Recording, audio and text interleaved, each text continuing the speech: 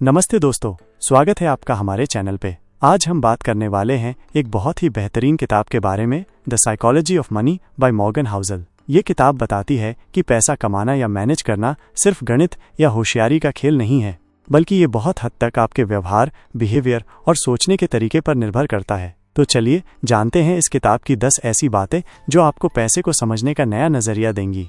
1. कोई पागल नहीं है, नो वन्स क्रेजी।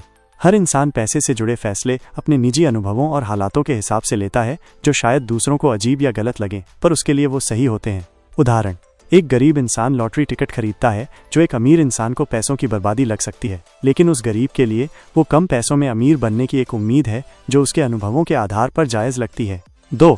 किस्मत और जोखिम, लक एंड रिस्क। आपकी आर्थिक सफलता या असफलता में आपकी मेहनत के साथ साथ किस्मत, लक और जोखिम, रिस्क का भी बहुत बड़ा हाथ होता है, जिसे हम अक्सर नज़रअंदाज कर देते हैं।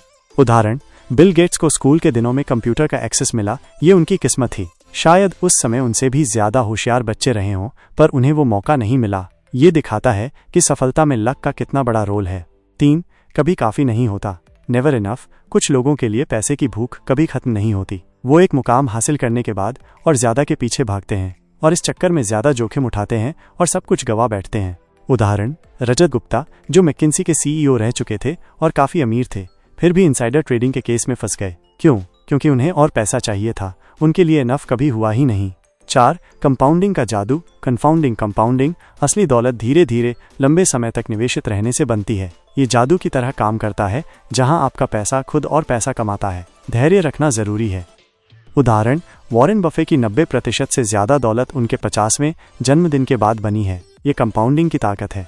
उन्होंने सालों तक लगातार इन्वेस्ट किया और धैर्य रखा। 5. अमीर बनना vs अमीर बने रहना, getting wealthy vs staying wealthy. अमीर बनने के लिए शायद आपको थोड़ा जोखिम उठाना पड़े, आशावादी होना पड़े, लेकिन अमीर बने रहने के लिए आपको सावधान रहना पड़ता है, पैसे को बचाना पड़ता है और ये सोचना पड़ता है कि जो मिला है वो छिन भी सकता है। उदाहरण, कई लॉटरी जीतने वाले या सफल एथलीट कुछ ही सालों में वापस गरीब हो जाते हैं, क्योंकि वो पैसा कमाना तो जानते हैं, गेटिंग वेल्थी, पर उसे संभाल कर रखना, स्टेइंग वेल्थी, नहीं जानते। 6. असली दौलत आज़ादी, freedom is the highest dividend. पैसे का सबसे बड़ा फायदा ये है कि वो आपको अपनी जिंदगी और अपने समय पर कंट्रोल देता है। आप अपनी मर्जी से फैसले ले सकते हैं। यही असली अमीरी है। उदाहरण, एक इंसान जो कम कमाता है पर उसका अपने समय पर पूरा कंट्रोल है, कब उठना है, कब छुट्टी लेनी है, वो उस इंसान से ज्यादा अमीर महसूस कर सकता है जो बहुत ज्यादा कमाता है पर हमेशा काम के बोझ तले दबा रहता है। 7. दौलत वो है जो दिखती नहीं, wealth is what you don't see. असली दौलत महंगी कारें, बड़े घर या डिजाइनर कपड़े नहीं है। असली दौलत वो पैसा है जो आपने खर्च नहीं किया, जो बैंक में है, निवेश में है। ये अदृश्य होती है। उदाहरण, हो सकता है एक साधारण सी कार चलाने वाला इंसान करोड़ों का मालिक हो, क्योंकि उसने पैसा बचाया और इन्वेस्ट किया, जबकि एक महंगी स्पोर्ट्स कार चलाने वाला भारी लोन में डूबा हो। हम अक्सर दिखने वाली चीजों से धोखा खा जाते हैं। 8. बस पैसा बचाओ, सेव मनी। पैसे बचाने के लिए किसी खास लक्ष्य, घर खरीदना, रिटायरमेंट का होना जरूरी नहीं है। बस बचाइए। ये बचत आपको भविष्य की अनिश्चितताओं और अचानक आने वाले अवसरों के लिए तैयार करती है। उदाहरण, जिन लोगों ने बिना किसी खास वजह के भी पैसे बचा रखे थे, वे कोरोना महामारी के दौरान नौकरी जाने या बिजनेस बंद होने जैसी मुश्किलों का सामना बेहतर ढंग से कर पाए। बचत ने उन्हें सुरक्षा दी। 9. गलती की गुंजाइश रखो, रूम फॉर एरर। अपनी फाइनेंशियल प्लानिंग करते समय हमेशा थोड़ी गुंजाइश, मार्जिन ऑफ सेफ्टी रखनी चाहिए। ये मानकर चलना चाहिए कि चीजें प्लान के मुताबिक नहीं भी जा सकती हैं। उदाहरण, अगर आप शेयर बाजार में निवेश कर रहे हैं तो ये सोचकर चलें कि बाजार 20-30% गिर भी सकता है। क्या तब भी आप ठीक रहेंगे?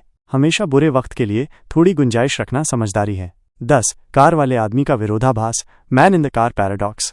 जब हम कोई महंगी कार देखते हैं तो हम अक्सर उसके ड्राइवर की तारीफ नहीं करते, बल्कि हम खुद को उस कार में बैठे हुए कल्पना करते हैं। हम सोचते हैं, काश ये कार मेरे पास होती। इसका मतलब है कि महंगी चीजें खरीदने से शायद आपको उतनी इज्जत न मिले जितनी आप सोचते हैं। उदाहरण, सड़क पर फरारी देखकर लोग सोचते हैं, क्या गाड़ी है, न कि वाह, इसका मालिक कितना बढ़िया इंसान होगा। लोग चीजों को चाहते हैं, उनके मालिकों को नहीं। Conclusion, host. तो दोस्तों, ये थी द साइकोलॉजी ऑफ मनी की 10 गहरी बातें।